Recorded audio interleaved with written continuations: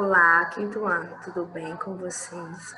Eu desejo de coração que vocês estejam bem e se cuidem. Não esqueçam de se cuidar, higienizar bem as mãos, principalmente as mãos, porque o cuidar de não ficar tocando no rosto, tá bom? Então vamos lá, começar a nossa aula de história. E a nossa aula de história, vamos falar hoje sobre o governo geral. O que é o governo geral? O que foi que aconteceu no governo geral? O governo geral, ele trouxe um corpo de funcionários e foi criado uma administração municipal com os juízes de fora.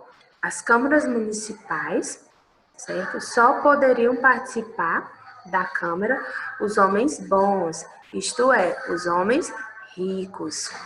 Seus sucessores foram Duarte da Costa, no ano de 1553 a 1558, e Mendes Sá, em 1558 a 1572. E durante esse governo, desse último governo, foi fundada a cidade de São Sebastião, no Rio de Janeiro, especificamente no dia 1º de 3 de 1565, por Estácio de Sá, onde houve a expulsão dos franceses em 1567. Além disso, o governo geral significou a centralização administrativa em contraste com a autonomia do sistema de capitanias. O governo geral também foi, Tomé de Souza, que deveria reprimir as revoltas indígenas, além de defender o território dos franceses e encontrar metais preciosos. Com o governador vieram também os primeiros jesuítas. Em 29 de 3 de 1549, Tomé de Souza fundou a cidade de São Salvador, na Bahia de Todos os Santos, a primeira capital do Brasil. Também, em 1551, foi criada a Diocese de Salvador. O segundo governo geral foi de Duarte da Costa, entre os anos de 1553 a 1558, onde fundou o Colégio dos Jesuítas, que daria início à Vila de São Paulo, em Piratininga. A invasão francesa e fundação da França Antártica no Rio de Janeiro.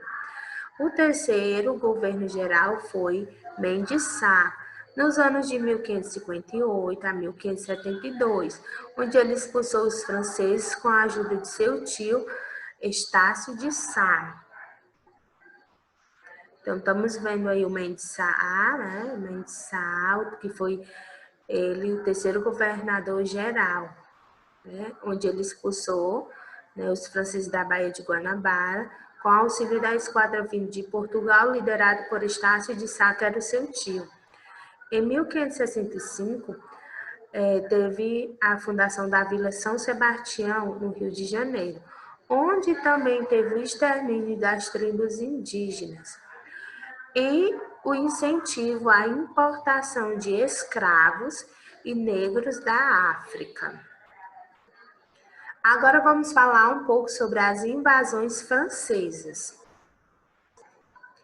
As invasões francesas teve início em 1555, onde invadiu o Rio de Janeiro no contexto de conflitos entre franceses, nos conflitos religiosos entre a burguesia e a nobreza, onde aconteceu conflitos violentos, perseguições, protestos, certo? Os locais, um deles, Ilha de Sergipe, também a colônia que ficou conhecida como França Antártica.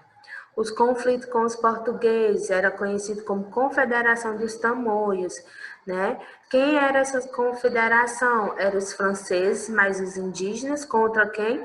Os portugueses. A vitória dos portugueses foi obtida no governo de Mendes Sá, após o que? As negociações de paz entre portugueses e os tamoios, conseguido por quem? Pelos jesuítas.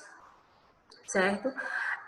Somente em 1567 que os franceses foram definitivamente derrotados, onde também tentaram invadir Maranhão em 1612, fundando a cidade de São Luís, a França equinocial. Entretanto, eles foram expulsos em 1615. As invasões francesas, vista como a segunda invasão em 1612, aconteceu no Maranhão, a fundação da França equinocial e a cidade de São Luís, comandada por Daniel Latos. Esse é um período passado pelo domínio espanhol. Agora vamos ver o domínio espanhol e as invasões holandesas. Teve a sucessão dinástica e a crise decorrente do desaparecimento de Dom Sebastião em 1578, certo? E teve a ascensão do Filipe II, o rei de Espanha, ao trono de Portugal em 1580, onde também iniciava a União Ibérica, em 1580 a 1640. Toda a repercussão no reino e junto aos Países Baixos, particularmente na Holanda. A Holanda teve a sua presença entre os anos de 1624 a 1654, certo? Teve tentativas, de invasão na Bahia, porém houve um fracasso. Teve a ocupação de Pernambuco, com a excelente administração de Maurício de Nassau em Recife. A presença dos franceses também na França equinocial e Maranhão, em 1612 a 1615. O que foi a invasão francesa?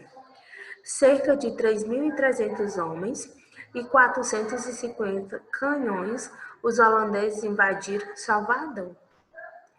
A invasão foi solicitada uma vez que o bispo, Dom Marco Teixeira, teria resistido aos boatos que o ataque ocorreria e proibiu o alistamento obrigatório dos jovens. Após a invasão de Dom Marcos Teixeira, em acordo com o governador substituto, Matias de Albuquerque, organizou focos guerrilheiros que deram combate aos holandeses. A invasão holandesa, principalmente holandeses em Pernambuco, aí a montagem de esquadra de 56 navios, a chegada no litoral, no dia 14 de fevereiro de 1630. A ocupação em Pernambuco foi de grande importância para a Holanda.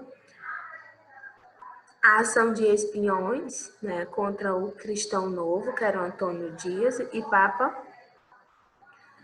De grande valia foi a colaboração de Domingos Calabar, ele é ex-comandante da resistência luso brasileiro, que aceitou as propostas de melhoria para os holandeses, onde também entregou as posições das tropas legais a Portugal, no Arraial de Bom Jesus.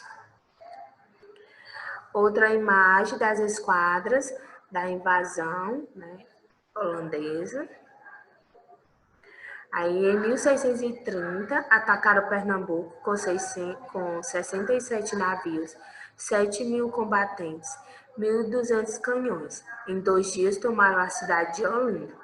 Logo em seguida, ocuparam as regiões produtoras de açúcar no interior. Então, essa foi a nossa aula de história. Explanação um pouco dos conteúdos.